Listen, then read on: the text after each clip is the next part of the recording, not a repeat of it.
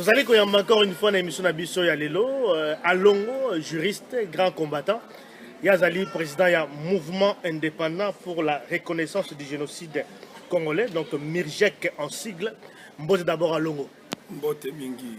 Voilà, alors Yazali, président, il y a mouvement indépendant pour la reconnaissance du génocide au Congo.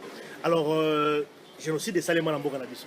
Oui, génocide, Mounen et Salami Namboka Nabisso, tu perds plus de 10 millions de morts. Oui. Namboka Nabisso, les Congolais profitent, tu perds plus de 10 millions de personnes. Oui. Et ça, génocide. Et puis, génocide, on va définir en article 6, il y a une convention européenne, il y a une convention, définir génocide dans le statut à Cour pénale internationale.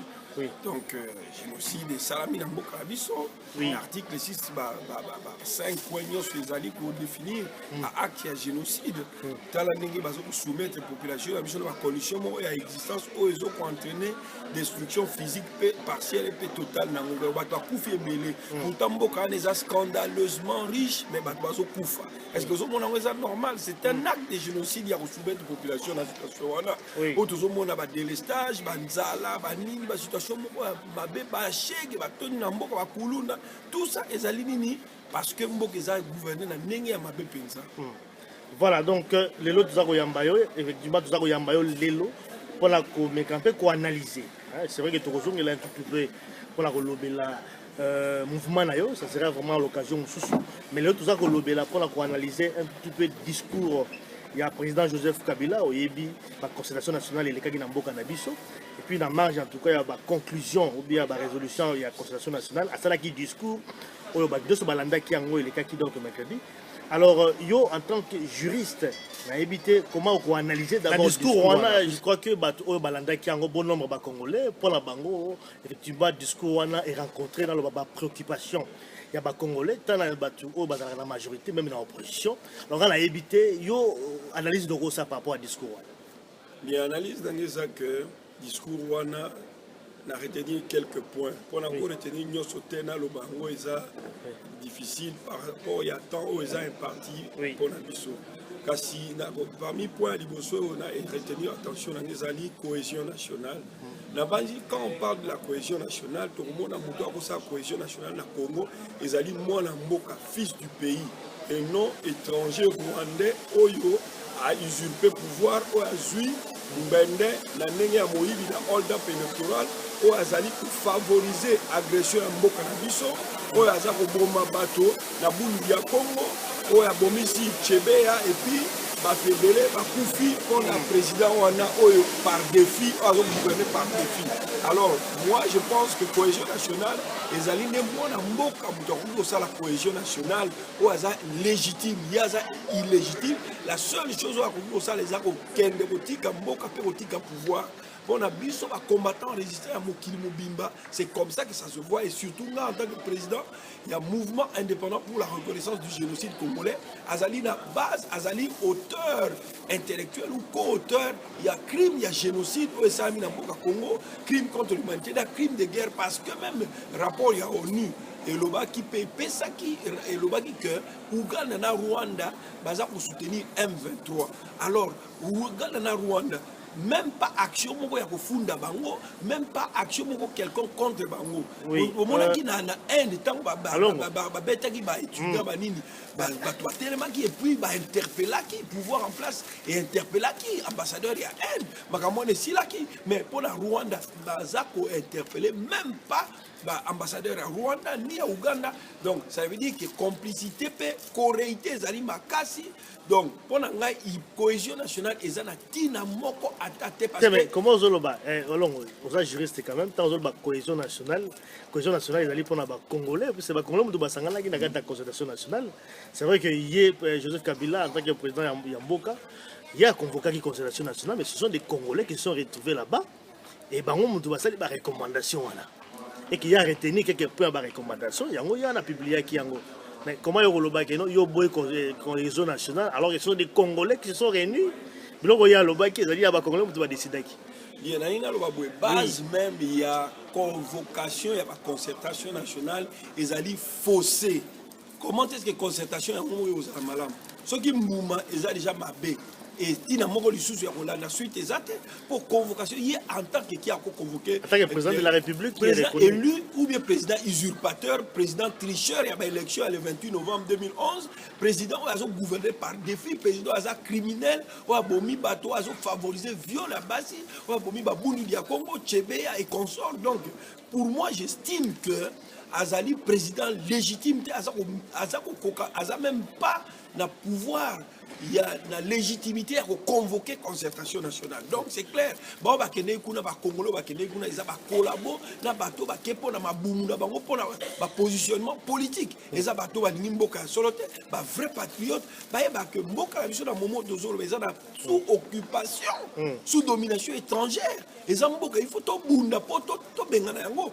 Moi je pense que il faut même to appeler na soulèvement populaire. Il y a un moment même toujours pour les musiciens, bête à la poto. Pourquoi? Parce que c'est un vecteur d'information, c'est un leader d'opinion. Ce qui est là, c'est la JB Piana, ou à défier le peuple, à Robert à la Zénith, Ouerason, Kofi Olomide, Papa Wemba et tous les autres. Voilà. Ce qui est population, habite au Kita la Barbara. Congo, Kinshasa, c'est déjà 10 millions de personnes. Mais 3 millions, Arménie n'a pas résisté devant 3 millions de personnes. Donc il y a toujours un musicien complice. C'est comme ça que boy même qui va bête la musique, on a pour la distraction. Toujours on a dans discours il y a Joseph Kabila. Je crois qu'il va quand même belé au quand même relever dans le discours voilà, c'est notamment il a parlé de la rapatriement en tout cas dans le corps il a fait président Mobutu également il y a Moïse Tchombe. Il a parlé également pour les Congolais à l'étranger. Parce que la nationalité Moussoussou, il y a quand même l'autorité en Boka. Ma souplesse quand même sur le plan administratif.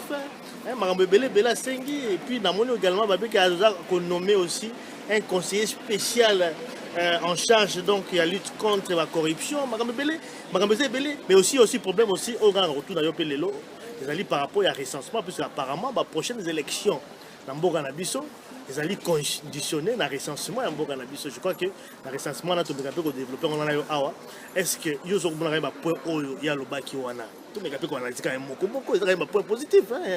Bien, Nalina Lobaboy, Tango a sengi rapatriement, il y a corps, il y a Kondo, Maréchal Mobutu Sese Seko, Azaki président de Boka Nabiso, Nanzoto ya Kondo, Moïse Tchombe, Azaki premier ministre. Mais Tango, Bato, Bazana Bomoy, Bazo Pema, Basamblable Naïe, Azo respecté Bangote, Azo Boma Bango. Mais est-ce que Bato, Basi Bakoufi, a respect à ma mort? Je me pose aussi cette question. Et puis, en tant que Nani, à un rapatriement en Zoto et Batouana, et à Bakonzibana, Babali. Donc, tout ça, non, il y a une recommandation de la concertation nationale. Donc, la recommandation, on a Bateau qui a été décidé dans la concertation nationale, ils ont représenté volonté souveraine, il y a peuple T.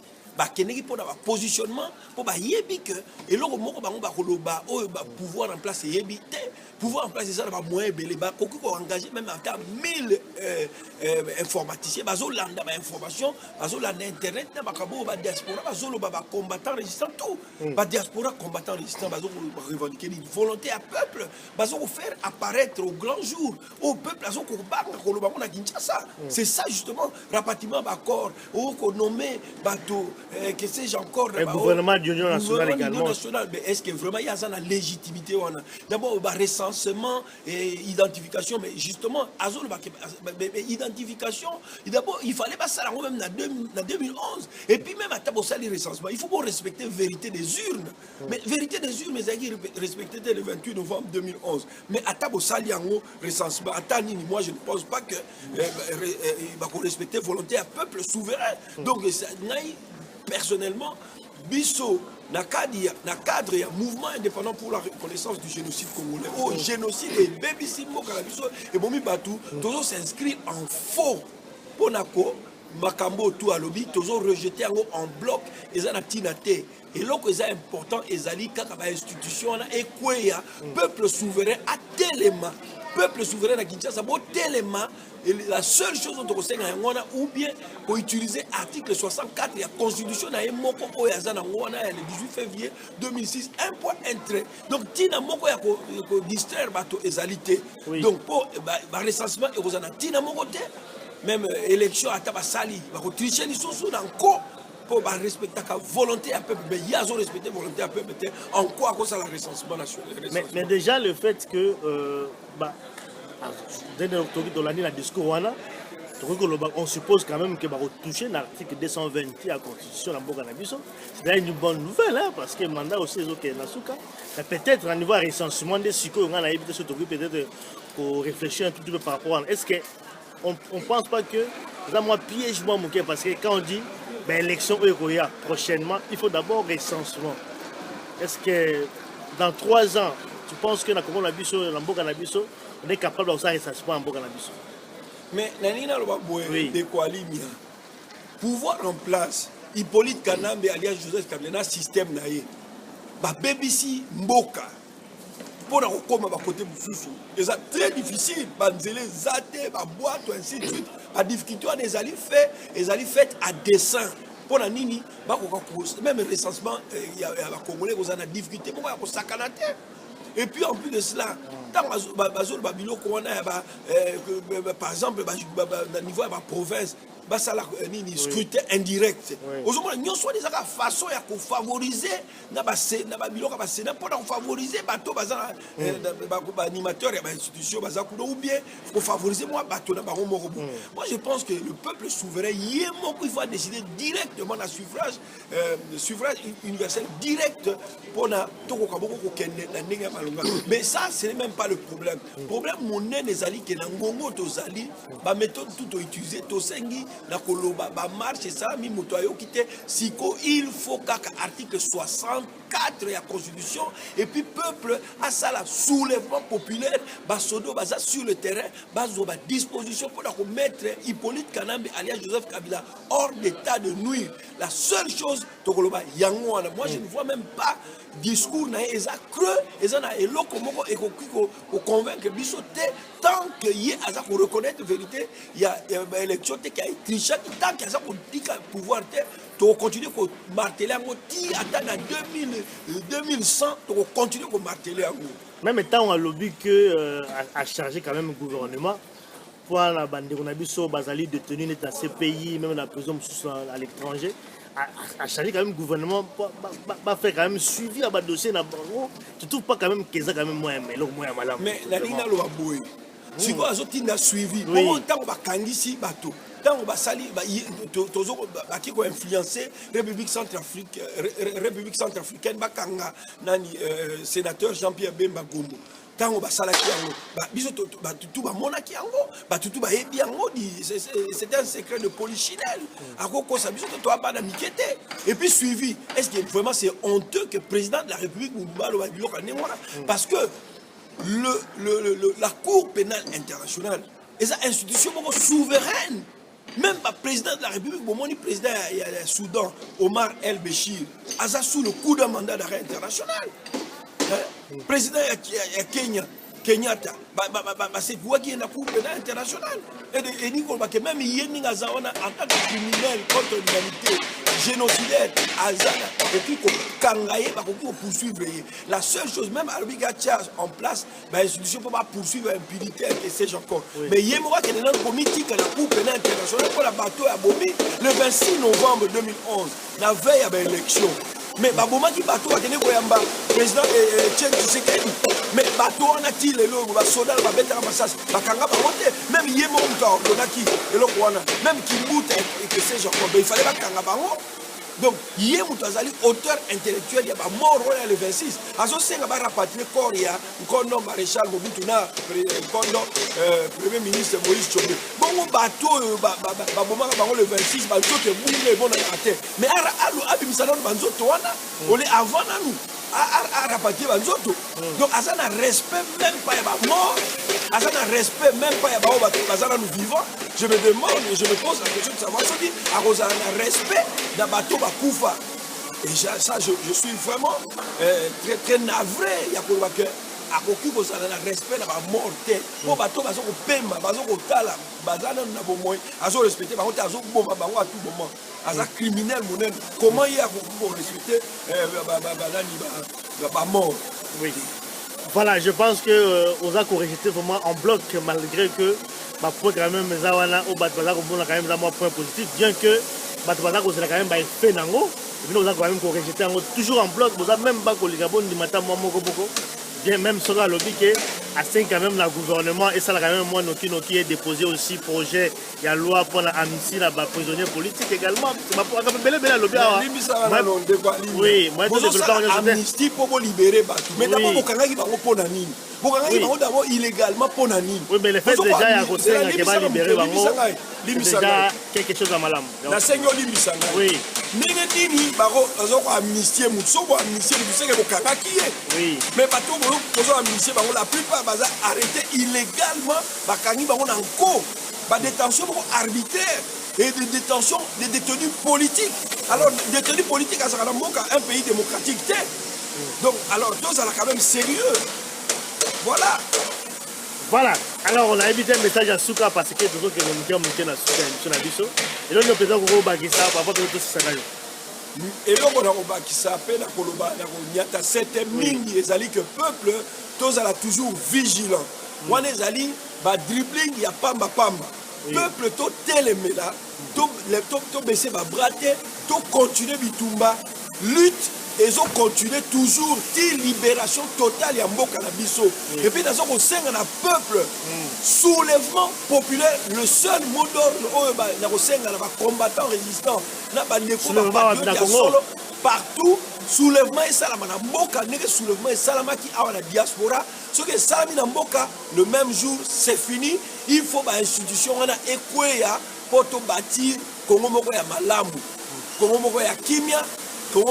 Bosembo, état de droit, c'est la seule chose que l'on enseigne à bateau.